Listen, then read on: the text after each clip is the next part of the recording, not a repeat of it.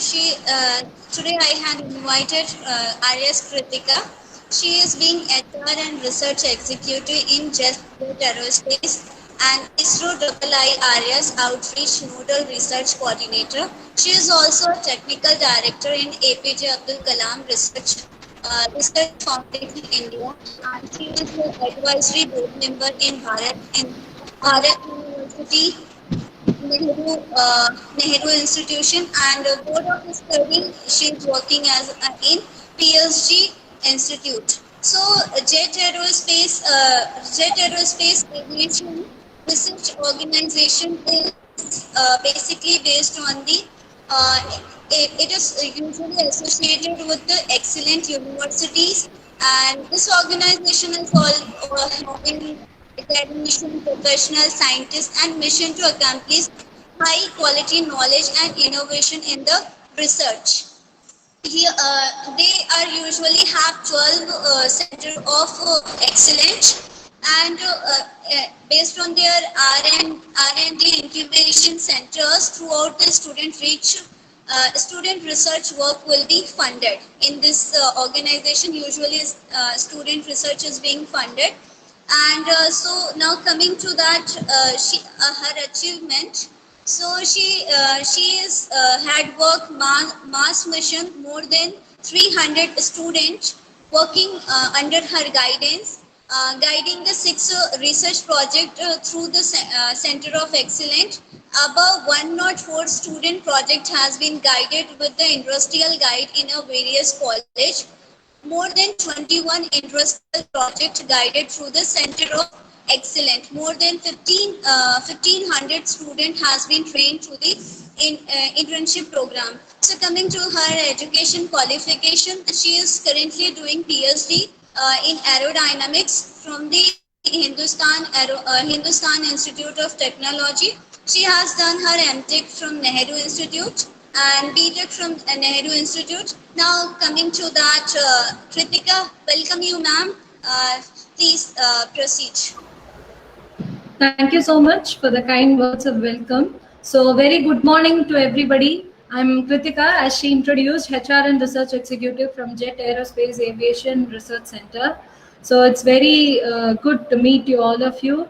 And thank you for inviting me to this session. On behalf of Jet Aerospace, we thank both Nikita, Parul University's administration for this wonderful webinar. Even at the time of pandemic, I appreciate all the participants who have given your valuable time for understanding the concepts of UAVs and drones through this particular webinar. So I'll start with my presentation. Is that fine? Can I start my presentation? Yes, you can go ahead. Thank you.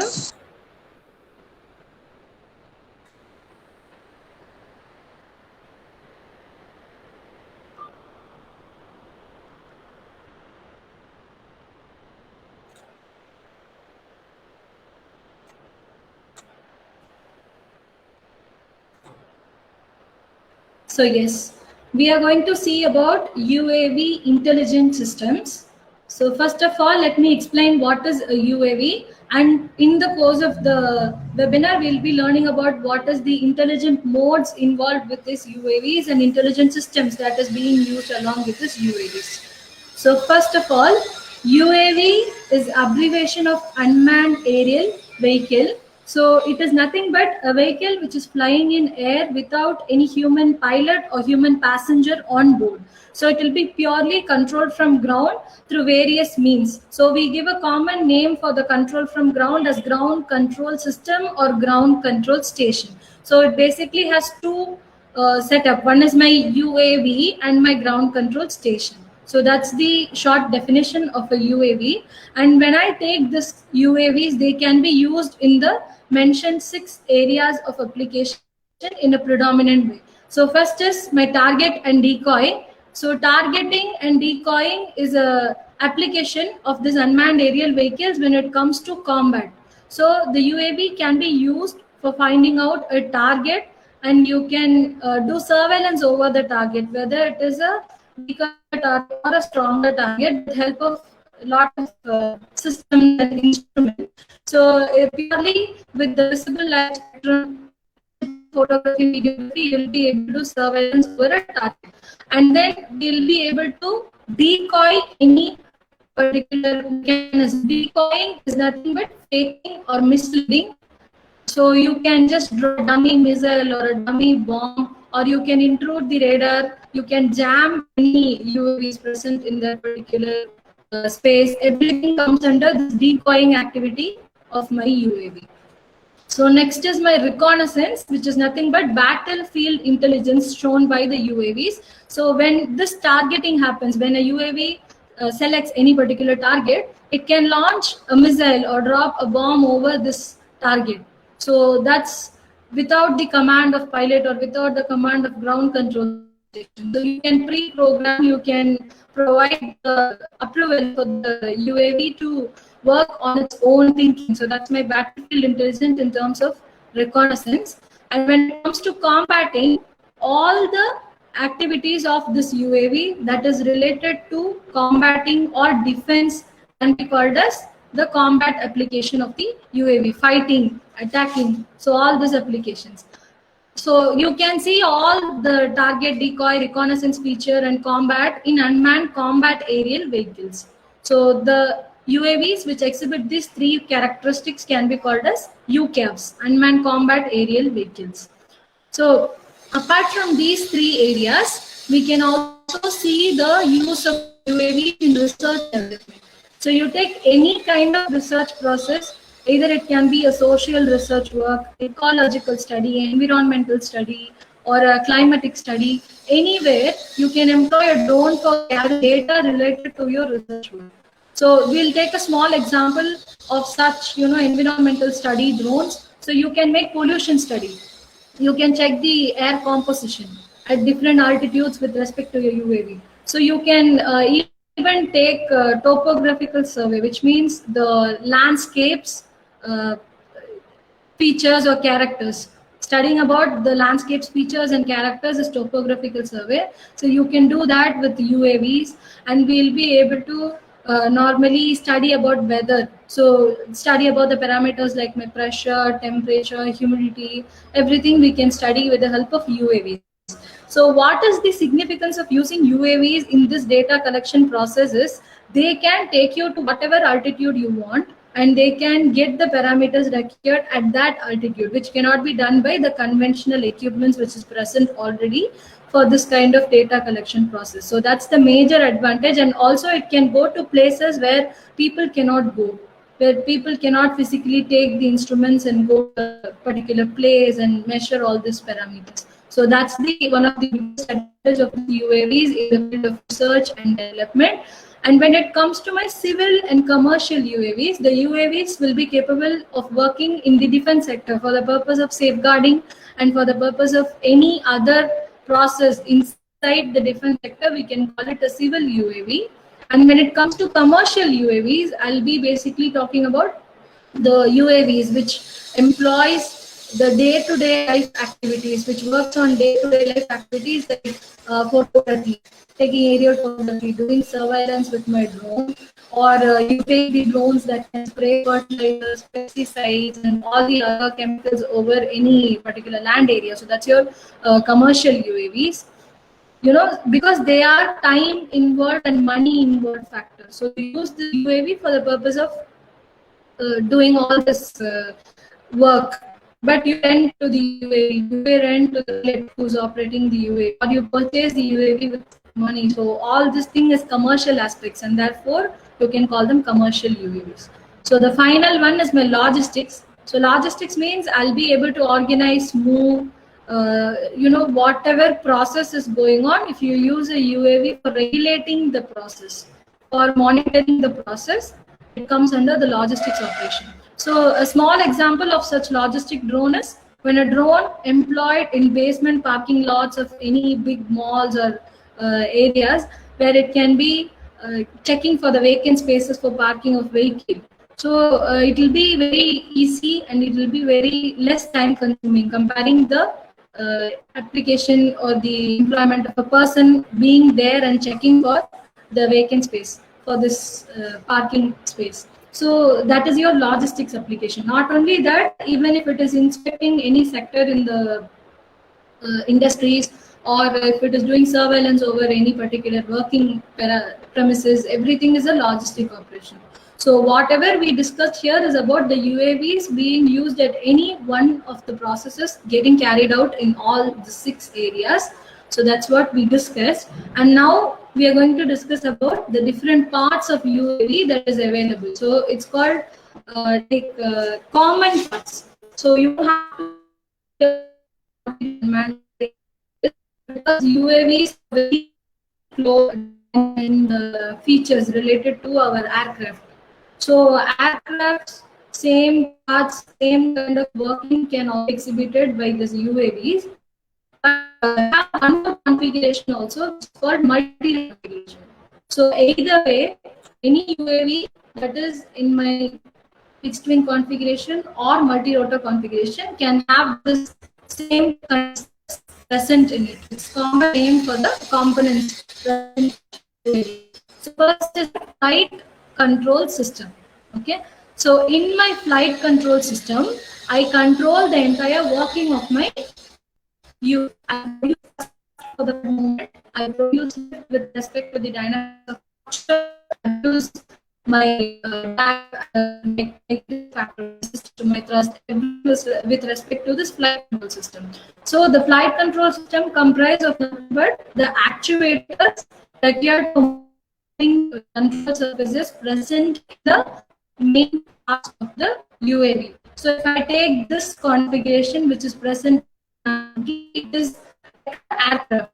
So control surfaces like your aileron, elevator, rudders, they are the major flight controlling systems, and they will be contributing to the movement. They will be controlling the entire movement of the aircraft. So the actuators along with the control surfaces and the propulsion system can be called as flight control system, right? And then we have data link. So data link means I provide information or a data transfer from ground to air in order to control the working of this UAV. So the ground control station emits signals at different frequency. It can be radio frequency, ultra high frequency, very high frequency, whatever it may be. But through a means of source, I'll be emitting a signal which gets received by a receiver present in my unmanned aerial vehicle in air, and that gets processed into output.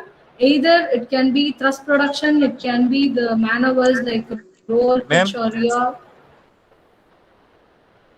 Yes. Ma'am एक रिकिन राय की request आई होगी, वो इन Sorry? नहीं हो पा रहा है. रिकिन राय इन नहीं हो पा रहा है. Sorry, Nikita, what happened? Ma'am Rikin Rai join नहीं हो पा रहा है लिंक में. What, Nikita? Nothing, you can continue. I can continue. Okay. Yeah, English లో Yes. చెప్పు.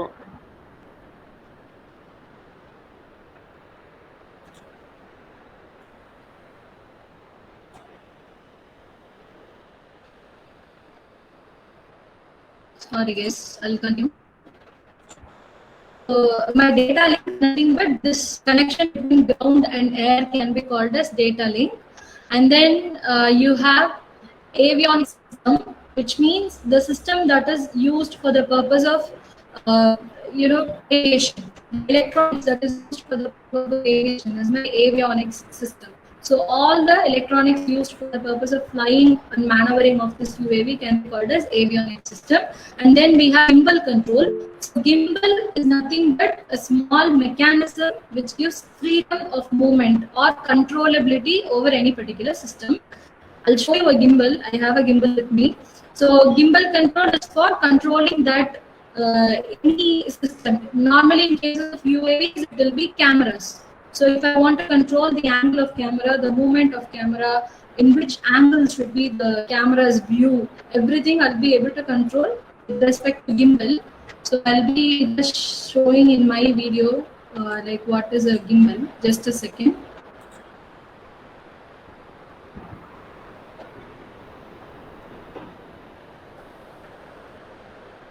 Yes. So you see I have a gimbal in my hand. So this is actually the gimbal. Okay. So yes. Okay. So this is the gimbal system. This is my camera. Okay. So the gimbal helps for the movement of camera to various positions and lets you see through the camera at various angles. So the control of gimbal will be by a DC motor or with your any kind of servos also. This depends on what kind of gimbal we are going to use. Either it is a 2-axis one or a 3-axis one. But this gimbal helps you to control the movement of the camera.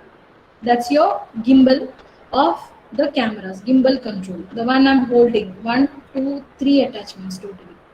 Okay, it's a 3-axis gimbal. It gives you 3 degrees of movements.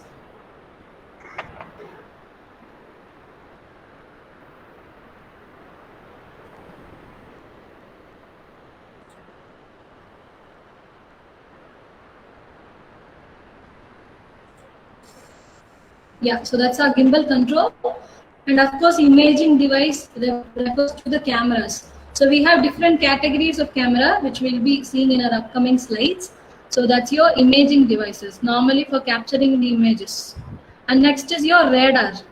So there will be certain cases that the UAV itself carries the radar along with it for the purpose of enhancement of the radio signals to be emitted by the radar, and also for the purpose of getting better accuracy in terms of radar and better range in terms of radar. So this helps in enhancing that particular feature. So that's my radar. Totally, we have all these components in most of the UAVs.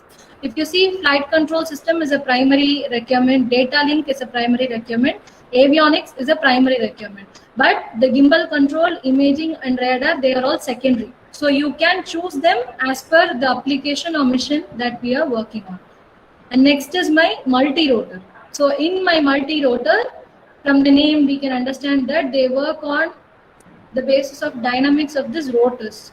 So the motors move, the propellers move, and as per their rotation RPMs, we'll be able to create thrust, reduce thrust, etc. So that's the thing about multi-rotors. But when it comes to the parts of multi-rotors, so we have flight controller, the main part. So this refers to the flight control system of the multi-rotor. So the flight control system comprises of flight controller, telemetry device, GPS module. Okay, so this 3 components makes the flight control system of a multi-rotor. So flight controller is a electronic PCBs, printed circuit boards, which already has the set of firmware written on them. So they work as per the codes running inside that board. So it controls the RPMs of the motors, and your telemetry data gives you a connection or data transfer from your air to ground. That's your telemetry device, I'm sorry. And next is my GPS module. The GPS module is for enhancing my navigation. Also, it is for finding out the exact geographic location of our drone and whatever mission to be carried out. So this comprises of the flight control system. And next is your platform. So platform means the frame at which we have mounted all the electrical device or electronics on. And next is my gimbal system and camera that will be present in my drone, the same thing. So telemetry has 2 modules, aerial and ground. The ground will be connected to the ground control system. Aerial one will be connected to my flight control board. And next we have flight battery, the power source for the multi-rotor, which will be lithium polymer batteries, most of the cases. And then we have a video transmitter with your camera. So the camera we use here is of long range transmission. They are not like your Wi-Fi cameras or other kind of low range cameras. So they provide range of about 1 kilometer, even more. So they will be providing you very good transmission of pictures wirelessly to ground. So they carry a transmitter along with them, and there will be a video receiver or the receiver of the camera present in ground that will be connected to a on-screen display. So the transmitter communication between this video antenna and video receiver antenna in ground will be giving you the endless display of the videos and pictures of the aerial view of your drone. And then we'll be having RC transmitters, which is nothing but radio control transmitters. They use radio frequency for purpose of controlling. Therefore, it's called radio control transmitter. So that is the commanding device. So I give all the commands like thrust, lift, then your yaw, roll, pitch, everything with respect to this transmitter only. So we'll be having controls. So when I move those controls, whatever maneuvers we want, it will be working on the drone. And next is your ground control station. So it is present for most of the autonomous drones. So the ground control station is nothing but a device which has the software running, and that software is used for controlling the drone. Apart from my transmitter, I'll be having a secondary control and autonomous modes with respect to this ground control station. So these are the parts present in a multi-rotor configuration UAV. So together we can call the unmanned aircraft and the ground control station together as a unmanned aerial system. So there are certain UAVs which is having the same payload, same kind of range, same kind of controls like the aircraft, but it will be controlled from ground with your ground control station. So basically that integrated UAVs use a cockpit-like setup on ground. Not only the transmitters, not only the ground control station softwares, but they use this particular system also. So they'll be transmitting various data to the ground. They'll be commanding the UAVs with this particular setup. So the one that's shown here is Predator cockpit. Predator is name of such integrated UAV which has a cockpit-like arrangement on ground. So next is my Global Hawk UAV. So Global Hawk is nothing but an integrated UAV system. I'm sorry, who is there? Could you please mute your mic? Somebody's mic is on. Please check it, guys. Venkatesh, we're ready. Off your mic, please.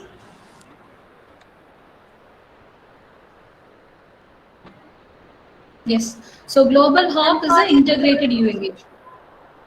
Okay. So this UAV has 3 sections in its ground control station. So first is my vehicle test controller. Second is your launch and recovery element. Third is your mission control element. So if we see the work of vehicle test controller, they inspect the UAV before takeoff and after landing, whether the UAV is worthy for the next flight. Just a second.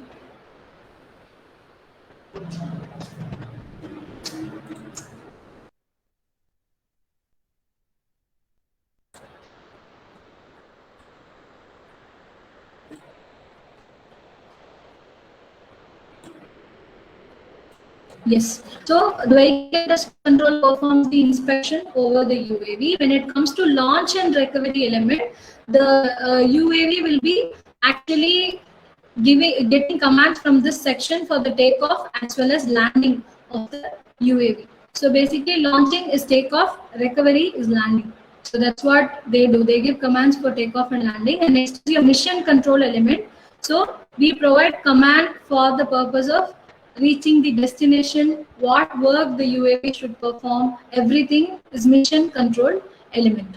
Okay, so these people will command the UAV for that purpose. So when you see the communication overview of my Global Hawk UAV, I give a command for takeoff of the UAV, and then it communicates with the satellite constellation for the purpose of getting its geographic location and information, passes on to launch and recovery element as well as mission control element.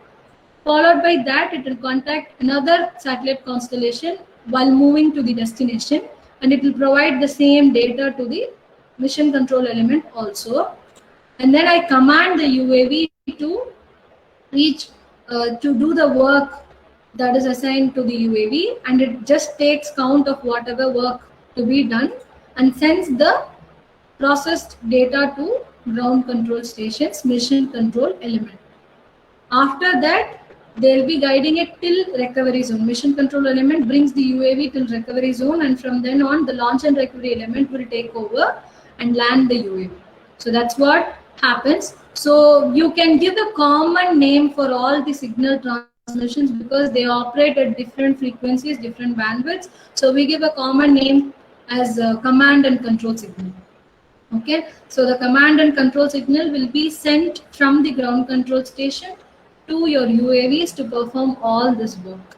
Okay, and next comes your works of this unmanned aerial system. So they collect the data and process the data into images or whatever, like even digital data, and forward it to the required station. So it just gives the data to the required ground control station, and they'll be post-processing certain images and forwarding it to the concerned department. So that's what unmanned aerial system does. It works for data, collects the data, gives the data. So when I see the different types of UAVs available and their maximum altitude of operation and endurance of operation, so we have classified them based on endurance and altitude. So first is MAV, which is micro aerial vehicle. So that will be of, as per our DGCA norms, it is 250 grams to 2 kg is the maximum weight of a MAV, micro aerial vehicle, including the structure, including your payload. So this MAV can fly between 10,000 to 20,000 meter and less than 10 hours of flight endurance. And when you take a VTOL, vertical takeoff and landing UAV, it can take off in vertical axis and land in vertical axis. They don't need a runway space to taxi and take off. That's the difference between a VTOL and a normal aircraft. So the VTOL, wherever you're placing, from there perpendicular, 90 degree, it will take off. So if it takes off vertically, and then it can maneuver as per the command given by pilot. So this VTOL UAVs also can operate in same space like MAVs, but with less than 10 hours of endurance. And next is my low altitude short endurance UAV, which is having same altitude, which is 10,000 to 20,000 meter like MAV, but more than 10 hours of endurance, less than 20 hours of endurance. And then we have low altitude long endurance UAV, which works between 20,000 to 30,000 meter altitude and more than 30 hours of flight endurance. There is medium altitude long endurance, which operates between 40K to 50K meter altitude and more than 30 hours of flight. And we have high altitude long endurance UAV, which operates between 60,000 to 70,000 meter and with more than 30 hours of altitude. So the Global Hawk UAV that we discussed comes under the category of high altitude long endurance UAV, right? So this is the airspace definition, or the altitude at which these UAVs can operate, plus the maximum time it can fly also. So now we are going to see about the materials. What common materials we use for making, again, all kinds of UAVs. Okay, the first material is balsa wood. So it's a common one.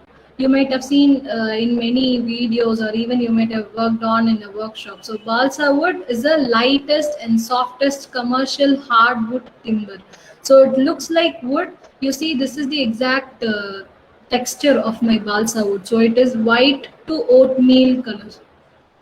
So basically why we choose this balsa wood is because they have very good strength and stiffness to weight ratios. But before all this, it is very lightweight. So balsa wood is of lightweight. Even at that lightweight, it provides you good strength. Okay, and then it also has highest shear strength, and it is a renewable resource because it is a wood. So you will be able to extract it if we plant it in a sustainable way. So it's a renewable resource, and it is a very good thing because always there will be availability of such woods. And then we have good fatigue resistance also. In balsa wood, fatigue resistance is nothing but we'll be not having degradation of material over a period of time. So the fatigue resistance is good for balsa wood materials, and it is impervious to styrene, which is nothing but it can accept styrene or any chemicals over it for the purpose of sticking and for the purpose of holding together. And then we have good electric insulation. Of course, it is a wood material, so there is no conductivity of electricity, and it is economical comparing certain of materials. Like comparing carbon fiber, balsa wood is economical. Okay, so these are the things I wish to convey regarding balsa wood. And next is my expanded polypropylene or expanded polyolefin. So the polyolefin is nothing but a term used for all kind of polyalkylines. So expandable polypropylene is one such polyolefin.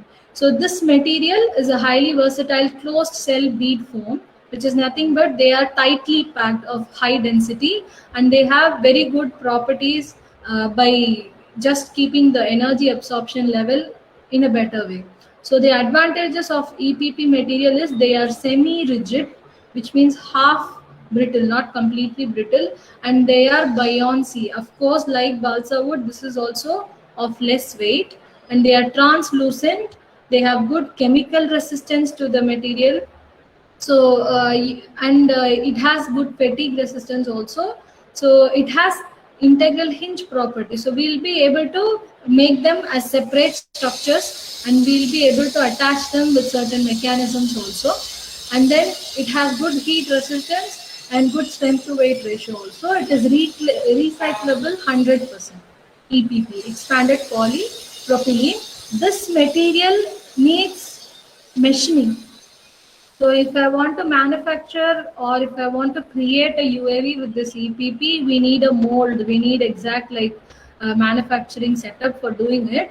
But when it comes to your balsa wood, it doesn't require so much of heavy instruments or equipments to fabricate the model, because they are available in many forms, like your sheets, bars, strips, blocks. All type of balsa wood is available. And one more thing is balsa wood is available at different thickness also, 2 mm, 3 mm, whatever thickness we require. Okay, so balsa wood's machining is not required. You can simply use the commercial or off-shelf instruments and equipment to make them. So you can bring balsa wood to excellent shapes also. But this EPP or the polyolefin category needs a very good manufacturing setup, machining, laser cutting, all those post-processing. So that's the difference between both the materials. And we have ABS plastic, that is acrylonitrile butadiene styrene.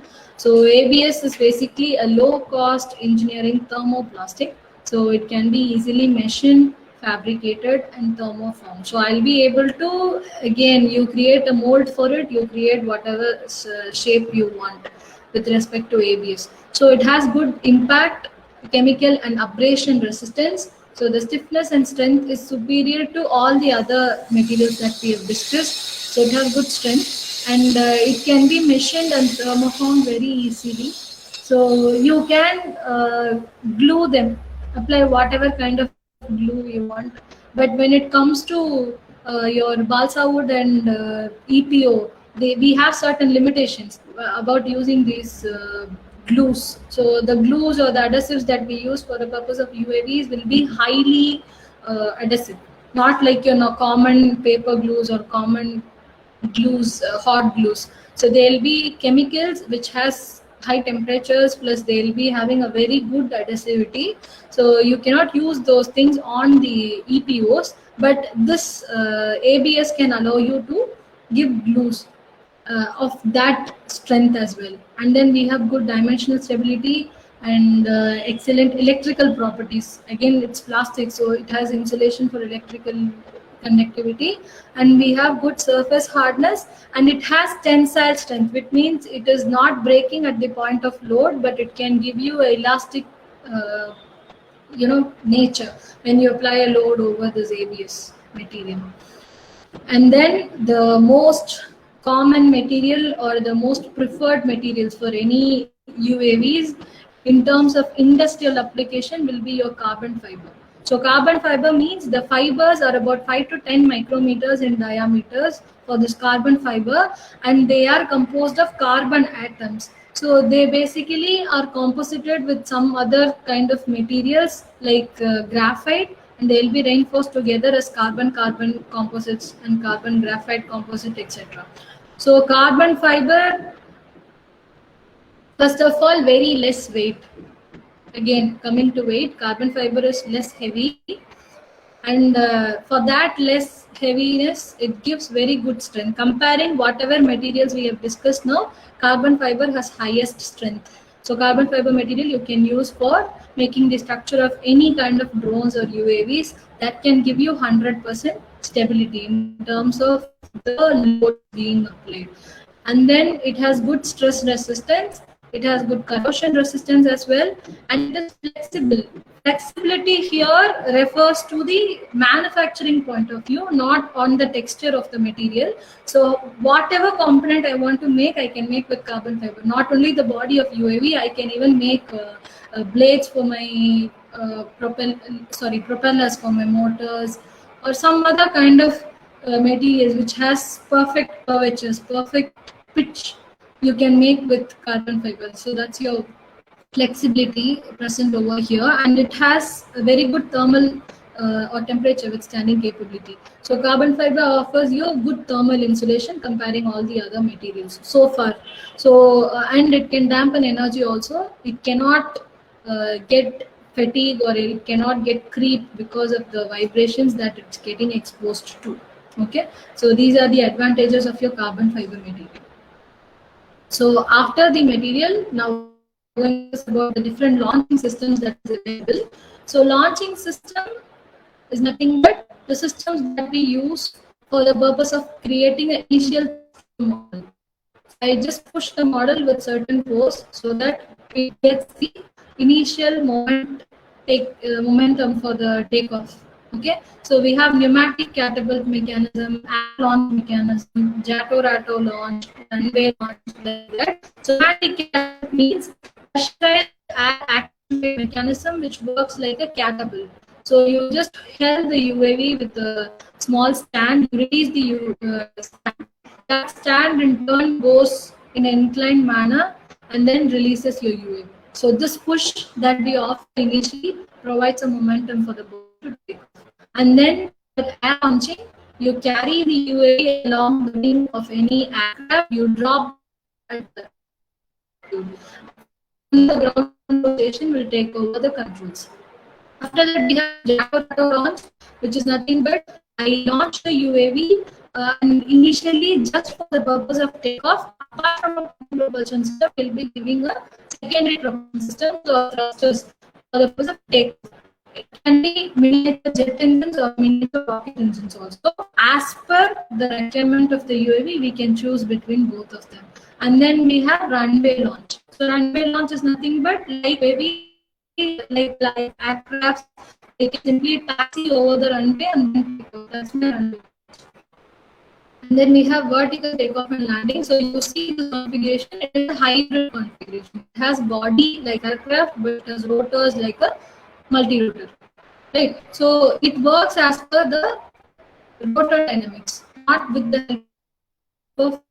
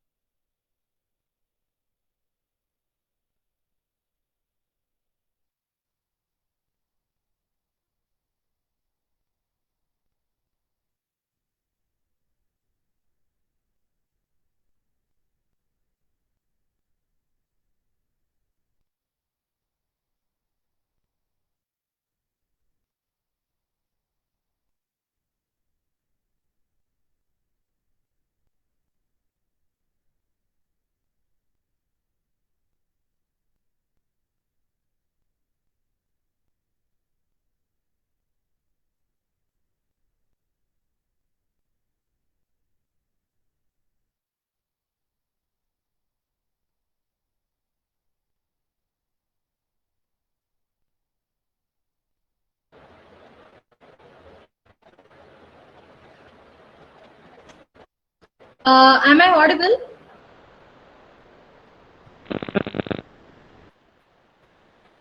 Yes, ma'am, you are audible. Yes. Yes.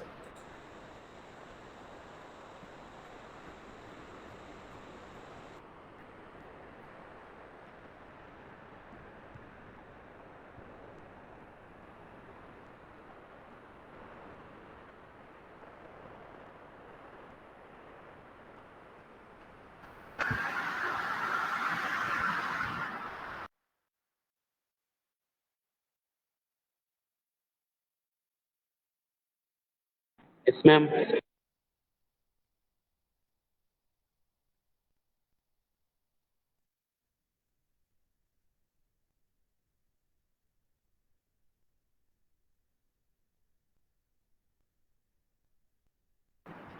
Anybody have any doubt regarding UAV? Please write your questions on chat box.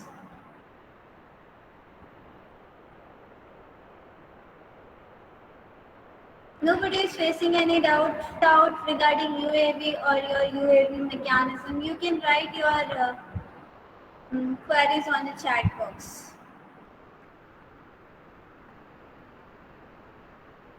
Instead of writing your enrollment number, please go ahead write any questions regarding the UAV.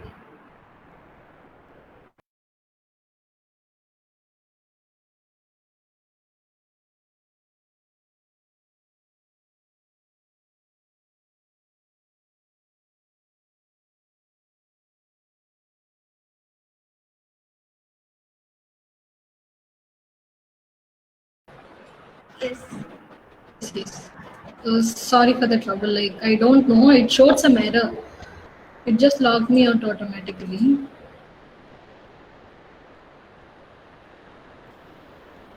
It's okay. Please go ahead.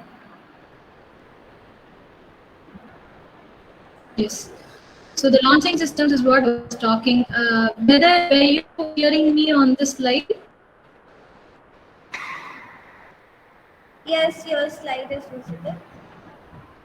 Yes, ma'am. But I just asked that I got cut right, but I was still explaining. I didn't know that meeting got cut. So whether the slide was I completed that time, you were hearing me, everybody. No, ma'am. Yes.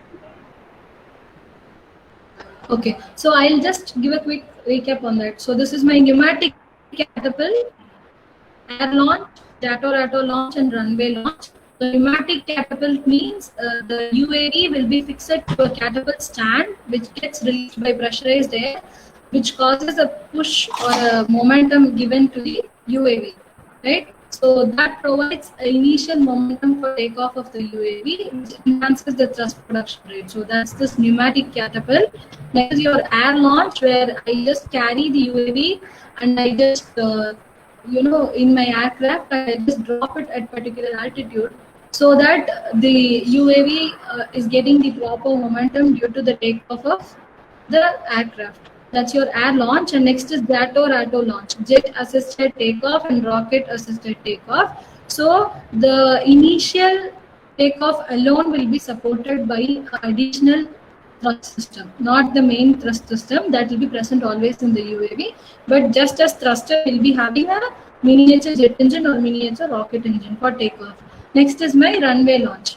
So runway launch is nothing but the UAV which can just taxi like an aircraft and take off like an aircraft with help of your landing gears. And next is your VTOL, vertical takeoff and landing UAV. So basically, from one point, it can just take off, it can just land at the same point. You don't require a space for taxiing and take off like a conventional UAV. It's a hybrid configuration which has a body of aircraft and rotors like multi-rotors. And next is your hand launch. So hand launch means I'll be just throwing the UAV with my hand because they are of less weight. The throw provided by me will be sufficient for increasing the momentum of the UAV. And next is your drone hand launch. So autonomous drones, I can just hold in my hand, I can arm them, and if I release, it will be able to fly with the thrust. So it's just by holding the hand. You don't require a point in ground for keeping them in takeoff.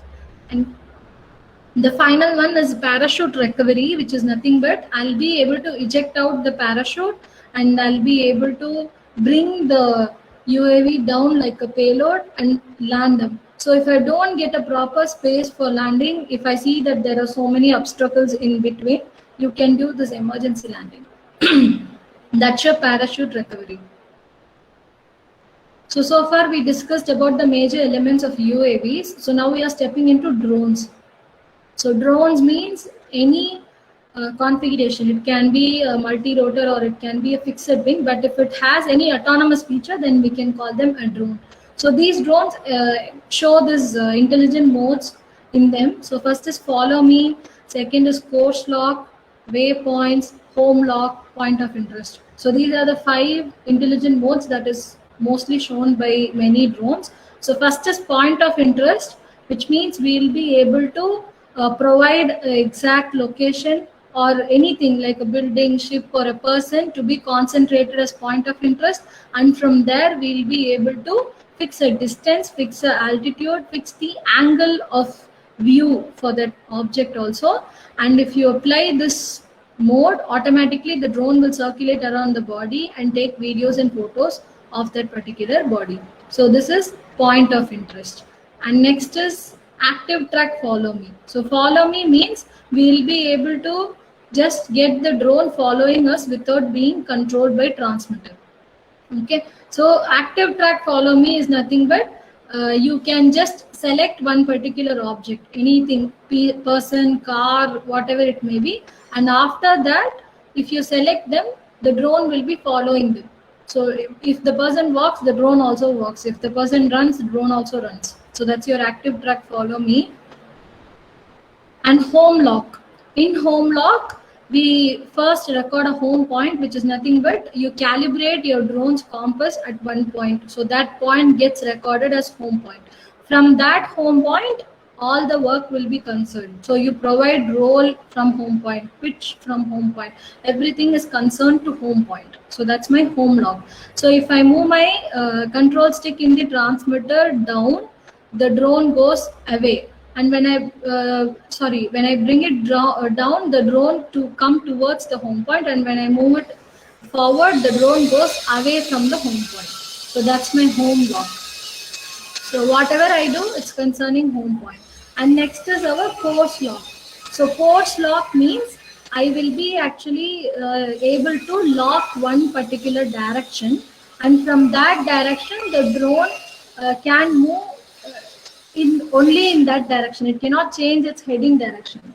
Okay, so that is your course lock. I'll just explain it 1 minute with my camera because it won't be clear. So let's take this drone. Okay, so this is a drone. So when I take this drone, if I want to move forward, I should be making them go forward, backward, left, right, etc.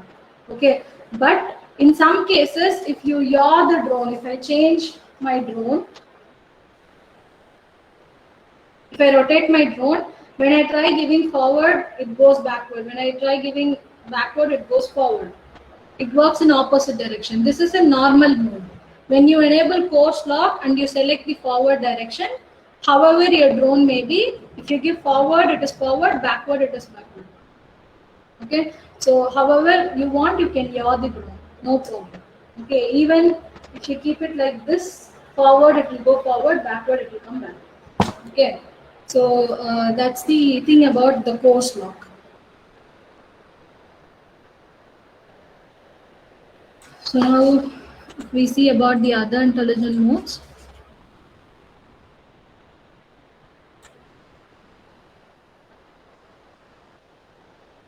Yeah, that's my course lock.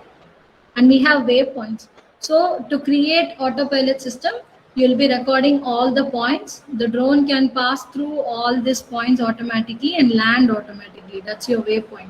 So we'll be having provision for this in our transmitter to record this waypoint. So you take off from home point, bring my drone to first point, record it, second point, record it consecutively. You record whatever point you want and you land the drone. And finally, if you give fly through waypoints, it will automatically fly through all these points and come and land to the home point. That's your fly through waypoints. And then we have return to home option, which is nothing but drone automatically tracing its way back to home point. So this happens at 2 ways. One, we have a channel in our transmitter for make this happen. If you press that button, the drone will automatically come back to home point. Or if the battery level is very low, or if the signal between transmitter receiver is lost. Either way, the drone automatically comes back to home point even without the concern of the pilot. So that's your return to home option.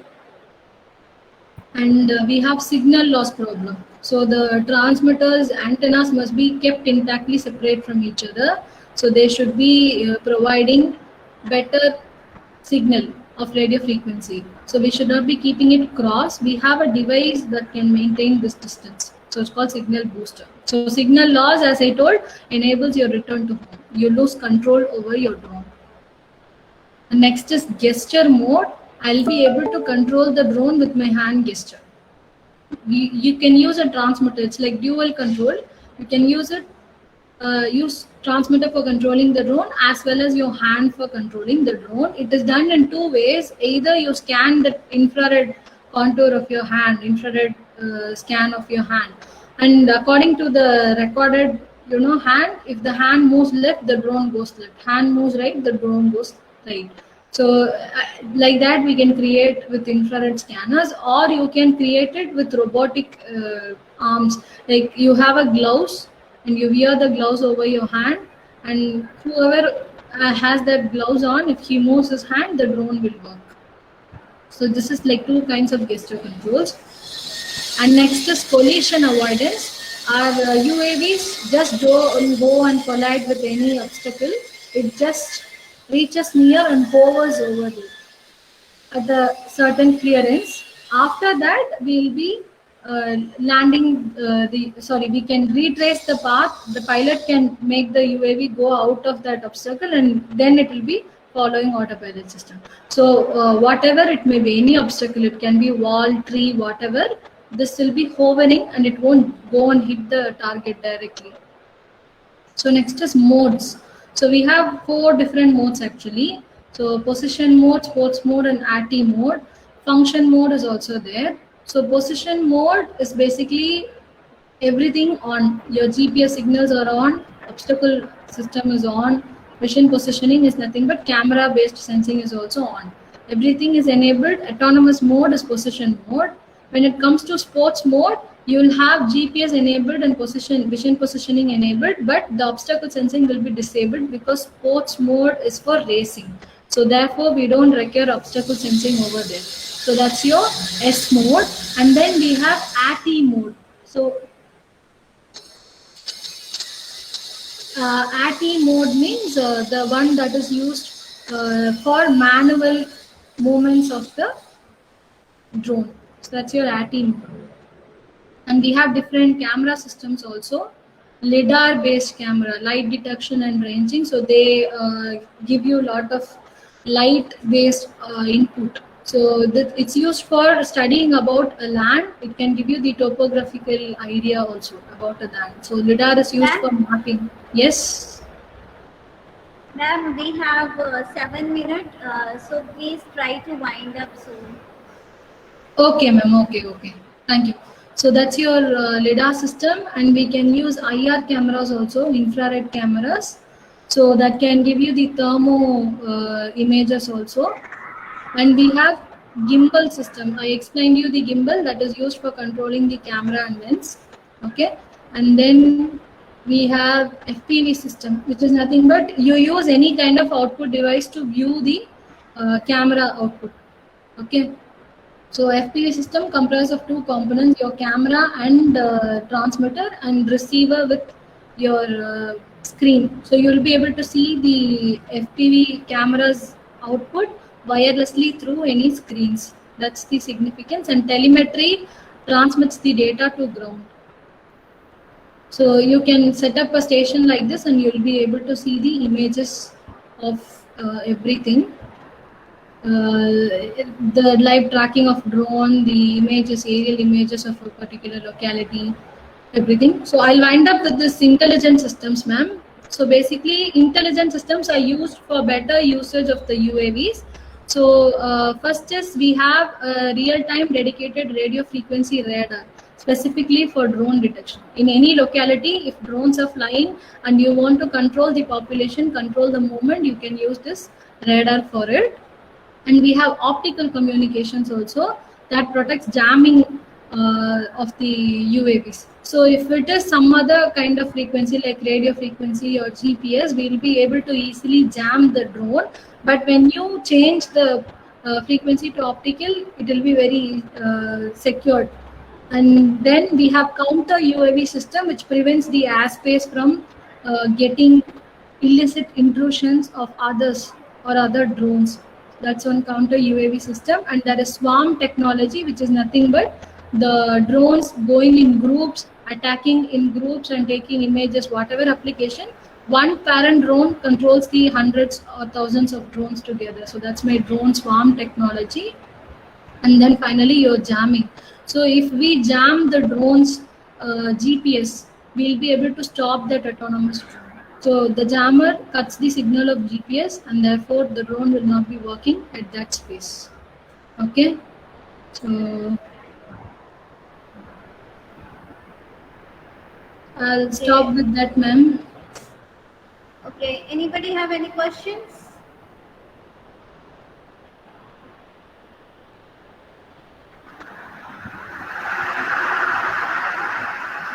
Ma'am, No, can a ma'am. drone carry?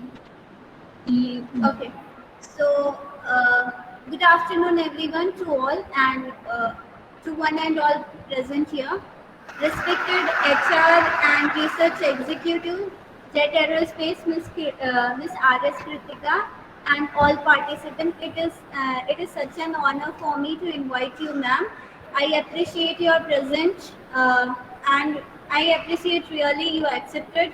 And on behalf of Aeronautical Department and Parul University, I would like to warm welcome and warm thanking to you, ma'am, and to express my gratitude to all esteemed delegates of webinar and presence and contribution to their webinar, making it a great success. I extend my gratitude to our guest, Ms. R.S.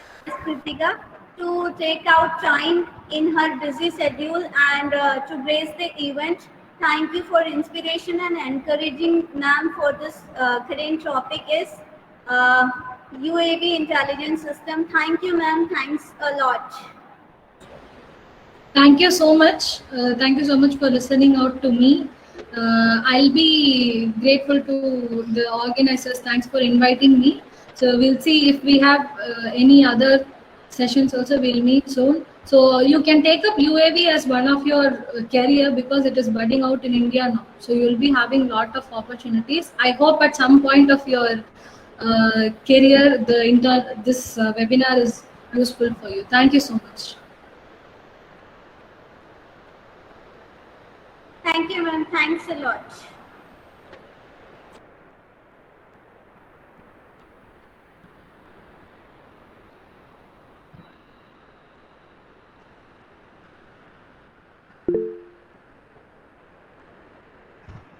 Yes, Rakesh.